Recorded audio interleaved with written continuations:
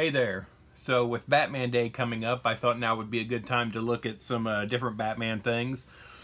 So back in the Silver Age, they did a lot of crazy sort of sci-fi Batman stories and different things. And there were a lot of stories where Batman went through these kind of weird transformations and things like that. And so I thought this would be a good time to look at one of those. And this is from Batman issue 147. And this is the story of the year. Batman becomes Bat Baby. So this is probably one of the weirder sort of transformation stories they did back then. So again, back in the day, this is from 1962. So, there were multiple stories in the books back then. So we have a couple before that. We've got the Plants of Plunder. Or I think it's like evil cacti, like alien cacti they're fighting or something. And then we've got The Secret of Mystery Island. But the story I wanted to take a look at today is Batman becomes Bat Baby. So yeah, this is, what Batman was for quite a while. So we saw some of this kind of stuff on the Batman Brave and the Bold cartoon series from a few years ago. But yeah, so I just wanted to take a look at this story as this kind of stands out among the different sort of Batman turning into something else stories. And it's 1962, so we still have the Bob Kane credit here. So yeah, for those that don't know, it's a pretty poorly kept secret, especially these days. But yeah, Bob Kane had his name on a lot of the comics for quite a while, even though he didn't really have much to do with them. He, rarely drew, especially by this point, so you have ghost artists and things. But yeah, we have a splash page here of Batman transformed into a little kid and floating up on a tire from a advertising display, so it's like an inflatable tire. Again, sort of the giant prop trope that we had back in the day. You saw a lot in these kind of stories.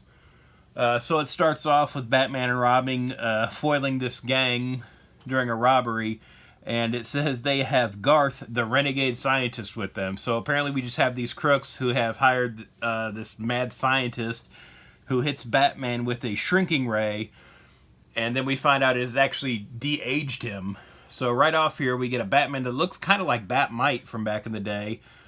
So the idea is he's been turned into a kid and his costume is too big on him now. And the word gets out. The newspaper editor decides he has to tell the public the truth about what's happened to Batman. Do you really need to let the criminals know that the big crime fighter is, a little kid now? So, but yeah, apparently he does. And so word gets out that Batman is a child now. Garth and the criminals are laughing back in their hideout about Batman's current state. Batman keeps training and trying to keep himself in shape. And he comes up with this new costume to fight crime in. I just want to say right now, Todd McFarlane makes a ton of Batman toys. If he does not make this variant action figure of Bat Baby, he's a coward. Just putting it out there. Later on, Batman and Robin are out on patrol. They see the crooks up on a roof, or making their escape up on a roof. Robin takes the fire escape. Bat Baby realizes it's quicker to take this giant inflatable tire that we saw on the splash page on the way up.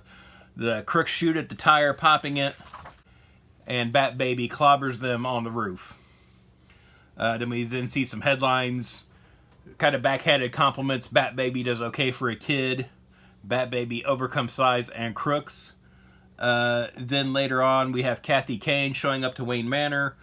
Again, she seems to have a relationship with Bruce Wayne at this time, but they can't explain to her what's happened to Bruce Wayne without explaining that he's Batman and all that fun Silver Age secret identity trope that was so prevalent in these books back then. So Kathy she's going to see Bruce. She sees a silhouette, a shadow of Bruce kissing some woman. She's upset, turns around, and leaves.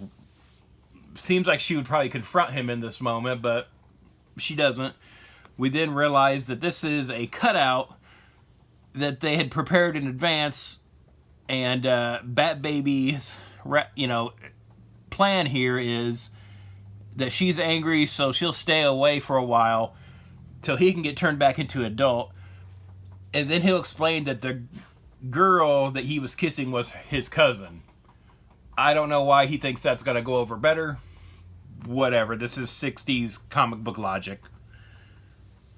Later on, Bat Baby is sort of keeping an eye on a front that buys stolen goods, and he decides no one will pay attention to a child playing in a playground across the street from this pawn shop.